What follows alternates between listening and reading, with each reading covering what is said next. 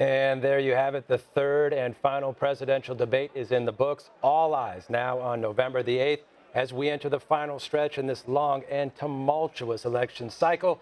Sparks flew on the stage at UNLV as Donald Trump and Hillary Clinton went all in on that Las Vegas stage tonight. Now I want to bring in Ash Cargron, Greta Wall, Stephanie Myers, and Ryan Hofel. Real quick opening comments to the third and final debate, Trump versus Clinton. Ash, start with you. I think when we compare it to the last two debates, this one had a lot more substance and a lot more policy and a lot less attacking, and it's what the American people wanted. We finally got to hear their positions on almost every single issue or topic, and a lot less name calling and back and forth between the two candidates. And topics were brought up tonight that haven't been touched on in the last two debates. So like Ash said, lots of policy, not a lot of personal attacks. Really, these candidates showed what they could do for the American people with their policies as president. Stephanie? Yeah, I think Chris Wallace, he did a great job moderating the two to make sure that they both set out their points. Ryan? You know, I do want to say that I think Hillary did play it a little safe. You know, I think she feels that it's maybe in the bag, and she didn't really take too many risks. I think we did see Trump, you know, break out a little bit. He did get specific with some more policies. People have been asking him to do that, and he delivered. All right, stick around, guys, because we're going to go in depth to this entire hour and a half that we just witnessed on the third debate this evening. Well, when Donald Trump first came out and announced he was running for president, one of his biggest selling points had to be the immigration and building a southern wall, saying Mexico will pay for it. Tonight, Trump stuck to his initial plan.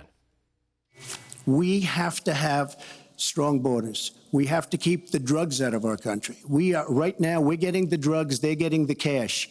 We need strong borders. We need we cannot give amnesty. Now, I want to build the wall. We need the wall. The Border Patrol, ICE, they all want the wall. We stop the drugs. We shore up the border. One of my first acts will be to get all of the drug lords, all of the bad ones. We have some bad people in this country that have to go out. We're going to get them out. We're going to secure the border. And once the border is secured, at a later date, we'll make a determination as to the rest. But we have some bad hombres here, and we're going to get them out. All right, let's bring back in Ash, Greta, Stephanie, and Ryan. Ash, let me start with you. We know how important the issue of immigration is, especially for the Trump campaign. Yeah. How do the two candidates differ on immigration? Well, you've heard Donald Trump stick to the exact same plan, as you mentioned, that he began his campaign with, which is building the wall. The wall is the first thing that he wants to build. Once he secures the border, then he goes on to his other points of, deportation or checking citizenship and things like that. But the main thing he wants to do is secure the border, for mainly two reasons. One is to keep drugs out of the country. You heard him harp on that a lot. He says drugs are coming to the country and they're getting money, and, violence is caused because of that. But also on the topic of violence, it goes back to Kate Steinle and what happened to her in San Francisco. Where she got shot by an illegal immigrant and killed. I think that's his second biggest point. One is drugs. Two is safety for the American people. He wants to prevent illegal immigrants from coming into the country and causing harm to the American people. And on top of that, he thinks Hillary Clinton is responsible for what's going on because he said she didn't vote for a secure border, and claims that she wants people to come in. In Hillary's point of view, she wants a pathway to citizenship, what he calls amnesty. She doesn't want to break up families. She doesn't want to break up households. She wants to keep them in and bring them out of the shadows, as she says, so they can contribute to the American economy. Greta, you want to build on this point? Yeah, and the latest border reports really build on what Donald Trump is saying the problem is in America. You see a record number of immigrants from Central America coming across the southern border that the U.S. has with Mexico, and then a record number of those immigrants coming across the southern border going up into states like New York and becoming members of gangs like the MS-13 and stuff like that. So contributing to inner city gang violence massively. Those gang members are coming from Central American countries like El Salvador and coming through the southern border. Trump's plan: build the wall on the southern border, stop that right there. And then he talks about his ICE union the union endorsement from the ICE union. That's huge for him. Those are the people that would be deporting the people that are here illegally, the criminals that are here illegally. That is the agency that does that. So it's huge for Donald Trump. All right, moving on to another important point this evening. The Supreme Court was brought up for the first time in a debate tonight, while Hillary Clinton said she wants a bench that works for the American people. Donald Trump emphasized his desire for a bench that is pure to the Constitution. And here's what Donald Trump had to say. We need a Supreme Court that, in my opinion, is going to uphold the Second Amendment and all amendments, but the Second Amendment, which is under absolute siege.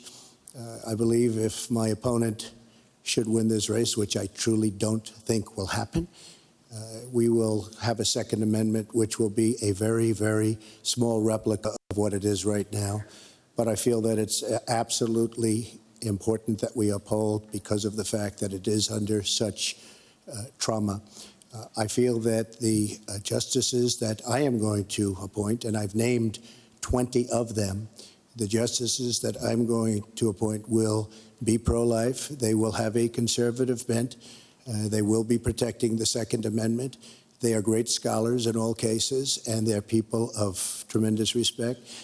They will interpret the Constitution the way the founders wanted it interpreted, and I believe that's very, very important. I don't think we should have justices appointed that decide what they want to hear. It's all about the Constitution and so important, the Constitution the way it was meant to be. And those are the people that I will appoint. Greta, there was a lot of focus on the Supreme Court's role in the interpretation of the Second Amendment. How do the candidates differ on this point? Yeah, so, I mean, Hillary Clinton says that she supports the Second Amendment, but that she wants regulation. Now, Donald Trump talks about how he wants the Constitution read as the way the Constitution was written and the way it was meant to be interpreted. He wants justices that interpret the Constitution that way. Well, the Constitution says that Americans have the right to bear arms, regardless of who they are or what their past is. They have the right to bear arms. That's what the Constitution says. So for Donald Trump, he says you can't put all these regulations on people trying to buy guns when they have the right from the Constitution to buy these guns, to bear arms. That's what the Constitution says. So he wants conservative justices who will interpret the Constitution in that way. He wants to be a constitutional purist in that way. Now, really important thing for the Supreme Court, this was the first time it was touched on in a debate, like you said. Really important thing going forward is Congress right now they're refusing to vote on President Obama's nominee to replace Justice Antonin Scalia, Merrick Garland. Very important to note here is that if Donald Trump wins, the Supreme Court will stay conservative. But if Hillary Clinton wins, the Supreme Court's going to go liberal for the first time since the 1980s. And that can mark huge, huge changes in different cases, especially when it comes to abortion and the Second Amendment. Ryan, you wanted to build on this point? And also immigration, too. That's been a topic that has been argued as well. And the Supreme Court can have a lot of pull as well. I mean, obviously, we just talked about in the last segment, that's going to be a really big pillar of Trump's presidency if he were to get into office. And I think Trump ran into a little bit of trouble, trying to sell that anti-regulation message. It's hard to sell a message of hands-off. He's somebody who's so proactive, being a builder in his past and everything, that I think, trying to sell that message to the American people of we're going to let you to decide is a little bit harder than Hillary Clinton, who, you do bring up specific policies that would, in her. Yeah, but for Trump, it goes back to Republicans believe that the Constitution says you have the right to bear arms regardless of anything. And so for Donald Trump, that aligns him perfectly with the Republican Party and what they believe the Constitution says about this. It's also interesting that he brings up inner cities, especially Chicago, where he says it's the most regulated, and yet there's plenty of violence going on there. So I think that helps his point that, yeah, you want to add regulation, but then you're just giving guns to the criminals who will have guns regardless. All right, I want to move on right now because another very hot topic in tonight's debate was the economy. Trump has previously criticized Hillary Clinton for her support of NAFTA and what he calls terrible trade deals. To renegotiate trade deals. We're going to have a lot of free trade. We're going to have free trade, more free trade than we have right now. But we have horrible deals. Our jobs are being taken out by the deal that her husband signed, NAFTA, one of the worst deals ever. Our jobs are being sucked out of our economy. You look at all of the places that I just left. You go to Pennsylvania, you go to Ohio, you go to Florida, you go to any of them. You go upstate New York. Our jobs have fled to Mexico and other places. We're bringing our jobs back. I am going to renegotiate NAFTA. And if I can't make a great deal, then we're going to terminate NAFTA and we're going to create new deals. Look, in this election, there's been a lot of talk about scandals and stuff like that, Benghazi and the email scandals and such. But American people, American voters, they want to know about jobs. They want to know about economy. How do Trump and Clinton's stances, Stephanie, on this issue, how do they differ? Right. So Hillary Clinton, what she wants to do, she wants to raise the minimum wage, which would actually, it would, for small businesses, they would suffer because they wouldn't be able to hire as many people. And what we've been seeing is restaurants especially, they've actually added a surcharge to someone's bill because they said, hey, we can't pay for these minimum wages keep on going up and we need to pay our employees. It's going to come out of your pocket.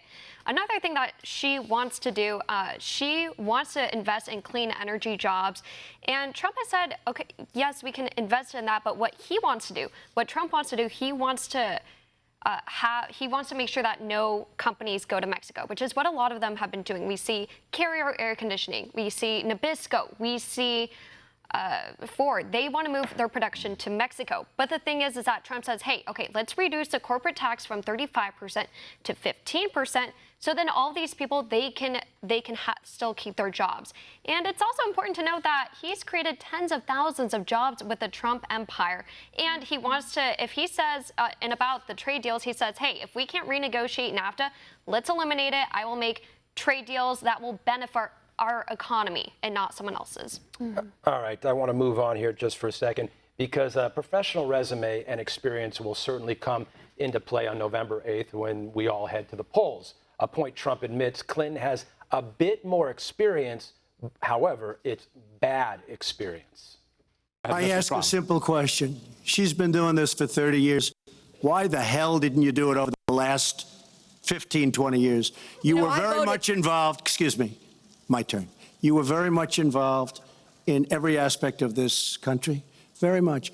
And you do have experience. I'd say the one thing you have over me is experience, but it's bad experience because what you've done has turned out badly. For 30 years, you've been in a position to help. And if you say that I use steel or I use something else, I make it impossible for me to do that. I wouldn't mind. The problem is you talk, but you don't get anything done, Hillary. You don't.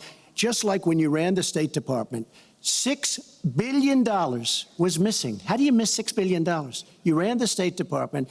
$6 billion was either stolen, they don't know. It's gone. $6 billion. If you become president, this country is going to be in some mess, believe me. Well, first of all, what he just said about the State Department is not only untrue, it's been debunked numerous times, but I think it's really an important issue. He raised the 30 years of experience. So let me just talk briefly about that. You know, back in the 1970s, I worked for the Children's Defense Fund, and I was taking on discrimination against African-American kids in schools. He was getting sued by the Justice Department for racial discrimination in his apartment buildings. In the 1980s, I was working to reform the schools in Arkansas.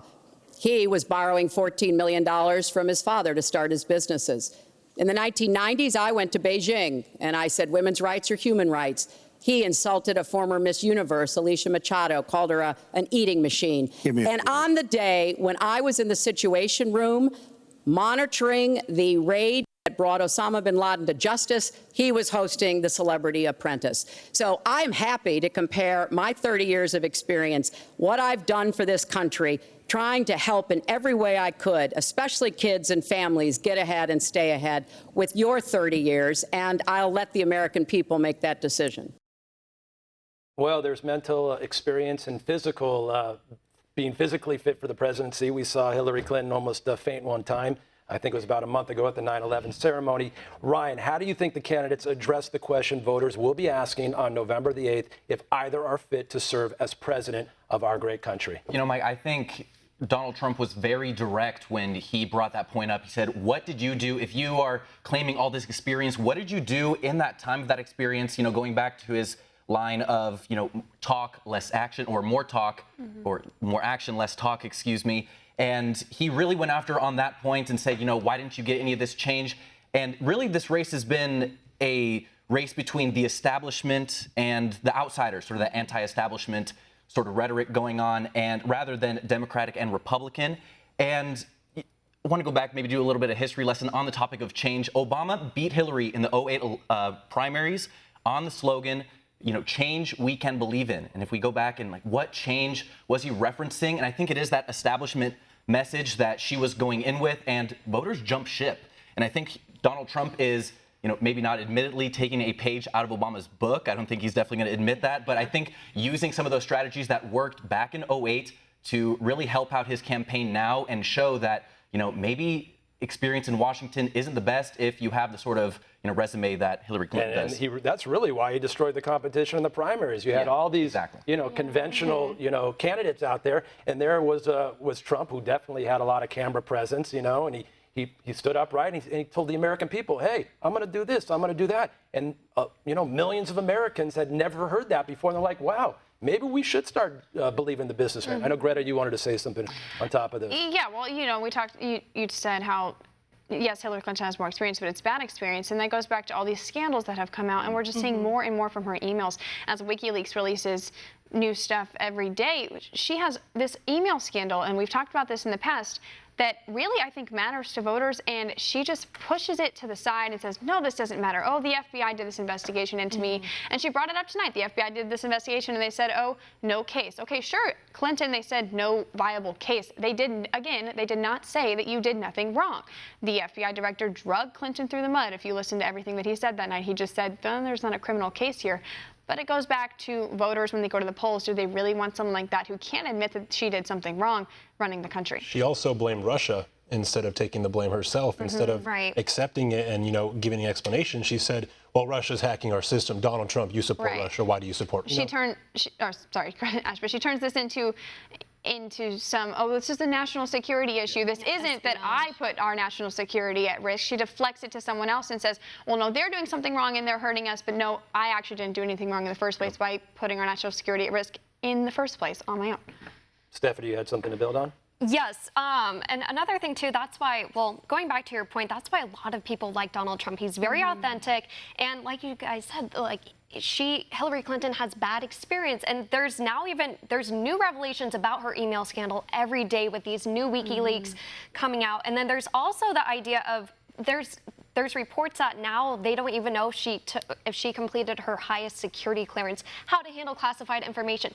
That's a big deal, and I mean, we saw tonight how Chris Wallace, he asked Trump about some of the things that he said, but I think it goes back to the point where actions speak louder than words, and she compromised our national security. It's pretty interesting. We've almost become desensitized to the fact that she does have so many scandals against her, whether it is Benghazi, whether it is emails. It almost gets caught in the minutia of everything, but really, it was really interesting to see Donald Trump finally, put her feet to the fire in some of these things and, ask for answers finally. And I think the thing with Clinton is, she's so good at answering these questions now. I mean, she got vetted by the FBI. She's been through the ringer with a lot of these things and has still, made it to the third debate relatively unscathed. We see Trump at the very end even claiming that she shouldn't even be allowed to run because of all these things mounting so much against her. Yeah, she should be in jail.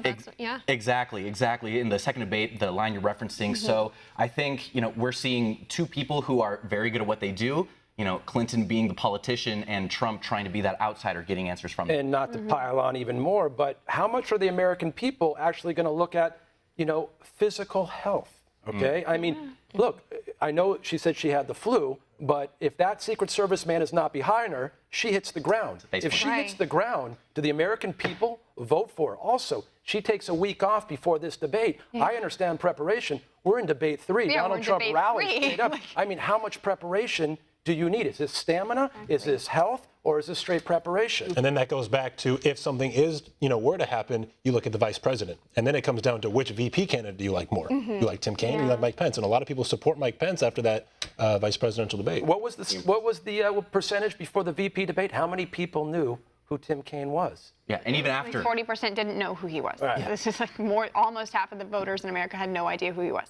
Okay, coming into tonight's debate, per the Clinton campaign, no handshakes for the families. No handshakes, no interaction. What was that all about, Greta? This goes back to what happened at the last debate when Donald Trump wanted to invite Bill Clinton's accusers to sit in his family box. So if they had been sitting in his family box, he wanted them to shake hands with Bill Clinton that night. So Hillary Clinton went into this debate saying, okay, I want to avoid all controversy like that. I don't want something like that to happen again. He didn't invite them again, but she just wanted to avoid that in the first place. So she said, okay, no handshakes. But that's not how we typically do this. The families always shake hands. The candidates always shake hands. We didn't see them shake hands at all tonight. They completely ignored each other at the end of the debate. They just went opposite ways. It's like the other wasn't alive.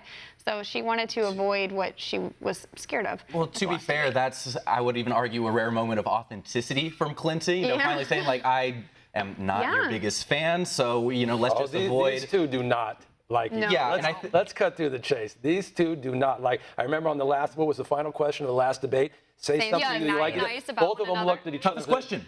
I have absolutely no idea. That was the All toughest Clinton question the could bring entire up was night. her kids. And I mean, that's a great testament to him as a person. You know, his kids. I like his great red ties. I like his blue ties. Yeah, whatever they came up with. I think this entire election process, starting from the primaries, has just been so unorthodox. You know, a lot of people railing against career politicians. Now you want to see outsiders coming in. And on top of that, it's kind of been a little petty, whether it's through social media or through the campaigns or through the WikiLeaks email. We just see behind the scenes the dirtiness of politics and the shots being taken between both candidates. I think that's a testament to like how open these candidates are to voters these days. You know, the last election we didn't have this presence of social media that we have now, and now social media plays such a huge role in this election, and so it just makes these candidates just more available to voters and more available to hit on each other whenever they want. Right? 2 in the morning, 3 in the morning, 4 p.m. in the afternoon. Just you know, they can hit whenever they want. Technology has played such a big role in this, you know, election, whether especially it be the hacking. Oh, the hacking. Yeah, exactly. I was just going to bring that up. You know, just whether it be in the servers or whether it be online, the Twitter feuding going on, and it almost it highlights the role that sort of thing now in these new modern politics. Right. We're writing the rules right now, and I think Obama he really made headway with his really landmark breakthrough social media presence that he had. We see other people now taking pages out of that strategy that obviously worked. Donald Trump using it, like Greta said, to get very personal with voters and tell his views exactly. And we're seeing Hillary Clinton, shelling her website, which we didn't see too much this time. I think she got some negative reviews from that one. No fact checking over there on HillaryClinton.com, I believe it was.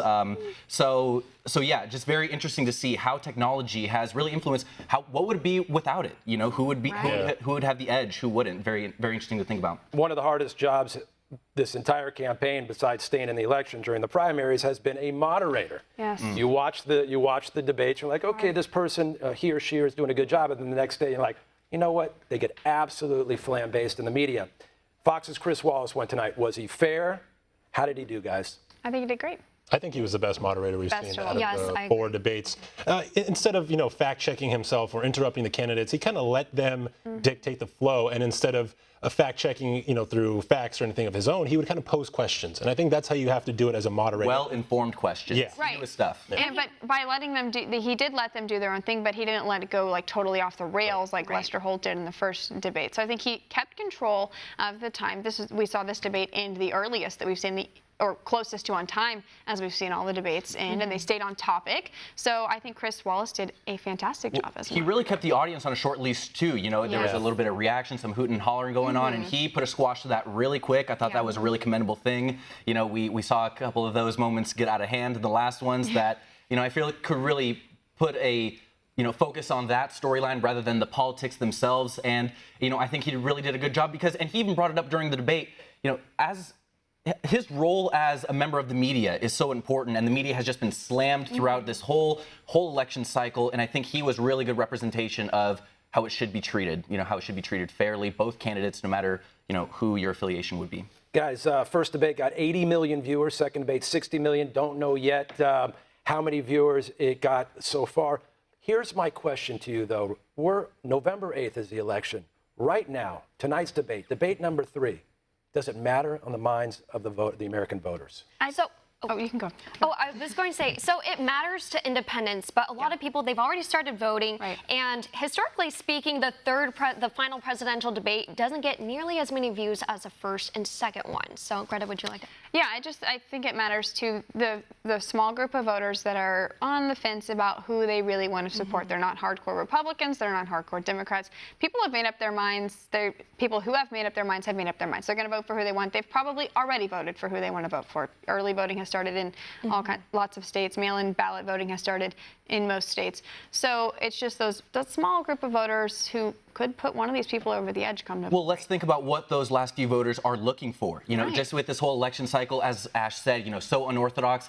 every day we feel like we're getting another storyline, another talking point to come out, and we're almost, and especially with this WikiLeaks, you know, Right. the slow drip of information This is coming so out. late in the election cycle for this to be coming It's almost like these last undecided voters are waiting for the last big story to finally decide, that last big tipping point to finally make up their minds as to who they're going to vote for once they're finally in the voting booth. I think historically the third debate is the least watched and the least important because people already know who they're going to vote for based on party lines and things like that. But we've been saying this entire election process has been so unorthodox, and these are the two most disliked candidates in U.S. history. so polarizing. So exactly, they're both so polarizing. So if you don't know who you're going to select, you kind of have to wait till you get down to the wire to say, I like this person, you know, I fear this person less, or I hate this person more, so I'm going to vote for this other candidate right here. I don't think people are necessarily voting for who they like as they have in previous candidates.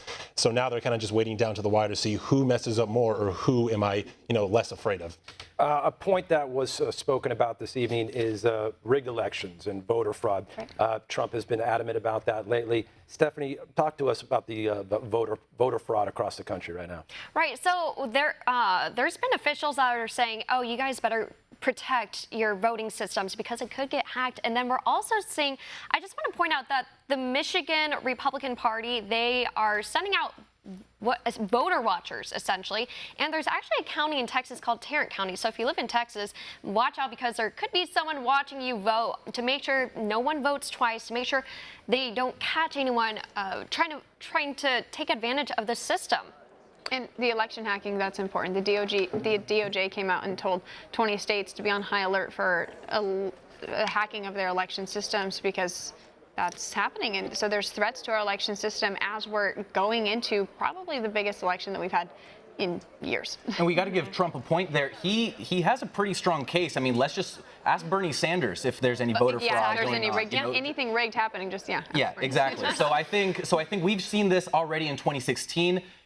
Why would Trump not say that there's going to be some foul play involved in voting yet again? It's looking fairly likely that it could if she needs to, which is looking, I mean, we've reported that there are so many new battleground states because they are so close, so polarizing, that she might need as much help as she can get, and that might be. Yeah, you look at talking about the new battleground states. You look at historically red states like Alaska, Georgia, Arizona, and Utah. These are 4 states that are looking like they could possibly go Democrat in this election, and that is wild. What was pretty interesting is Nevada as well, and that's where the third presidential debate was, obviously in Las Vegas. And to see how even voters there, they had it right in their backyard. How are they going to respond as well? Just another battleground state. Yeah, and I look at Georgia, and Georgia, that's in the deep south, and they're historically dark red, and they could go blue. That's unheard of. All right, before we go, 3 debates in the book. Tonight was quite an evening there in Sin City.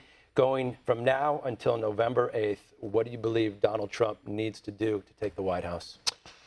Oh, boy. I feel like Donald Trump has to keep doing what he's doing. He has to call out Hillary Clinton for the things that she's done to the American people that he sees as crooked. He has to, continue to hammer the point home, and he's going to be aided by these WikiLeaks releases. I mean, who knows what we could get right before Election Day, just a giant bombshell. He needs to continue to hammer the point home that, she may have the experience, but it's not good experience. You want somebody who's been outside of Washington who can come in and change things up versus having somebody who's done all these crooked things and make the list and say, I'm not going to be doing this. I'm not being paid by special interests. You need to vote for me rather than her. Greta? Yeah, stay present on the campaign trail. Present for your voters. Go into battleground states where you have these close races happening between him and Hillary Clinton. He needs to win Ohio, has to win Ohio, and he just needs to be there for his voters. And definitely the WikiLeaks thing is huge for Donald Trump going forward. That could be what makes or breaks it for him. Does he need to stay off Twitter? No.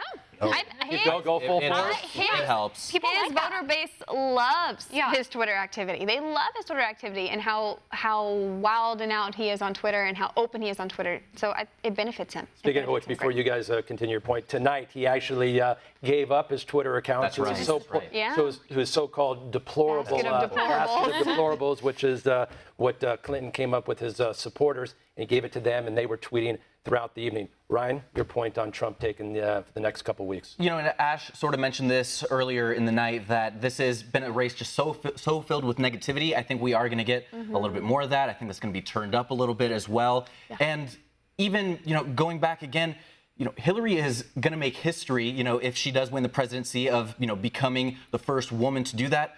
where's the celebration? I think there is a little bit Right. that's going to be fuel for Donald Trump as well. That even the Democratic Party doesn't even seem that excited for Hillary Clinton to make it as well. And I think that, plays into his hand definitely that, he could have a shot on November 8th to get those people who aren't as excited as they would be for, a candidate like Barack Obama was, where you saw just people were, celebrating in the streets after that election. And win. speaking of women, final point of the night, Stephanie Myers on Trump. So I agree with what everyone had to say, but I think Trump needs to do what he keeps on doing because that's what got him the nomination in the first place, and they like it because he's not a member of the establishment. So that's just what he needs to do, and to continue hammer Hillary Clinton on that private server, on her emails, these new revelations. There could be something that could come out tomorrow. I mean, it always seems like there's something new every day with her whole email scandal. Also, we've seen Hillary's game plan before debates. There's a really good chance she could take a week, maybe 2 weeks, and just not campaign. Yeah. And that reminds me of Truman and Dewey from the 40s, where Dewey thought he had it in the bag, and so Harry Truman went on a campaign tour via train and just stopped at every single battleground state to show himself, to show voters that he still cares. That could be something Donald Trump could do. He could continue campaigning until the day of the election. He doesn't. Well, Hillary Clinton He might does just not shy stay away back. from the campaign. He was on campaign trail yesterday in Colorado. While she's And he resting, had- he can continue to had the hit these debates states, there. and He's probably campaigning right now outside know. of Right, UNLV. right. Let's go. Let's hold a rally here. There's history still to be made for sure. There's Yeah. a lot to watch. Ash Cargaron, Greta Wall, Stephanie Myers, and Ryan Hopeful. Fantastic job. Thank you very much. And there you have it. The final presidential debate is in the books. Now we look toward November the 8th. Thank you very much for watching. I'm Mike Denoke.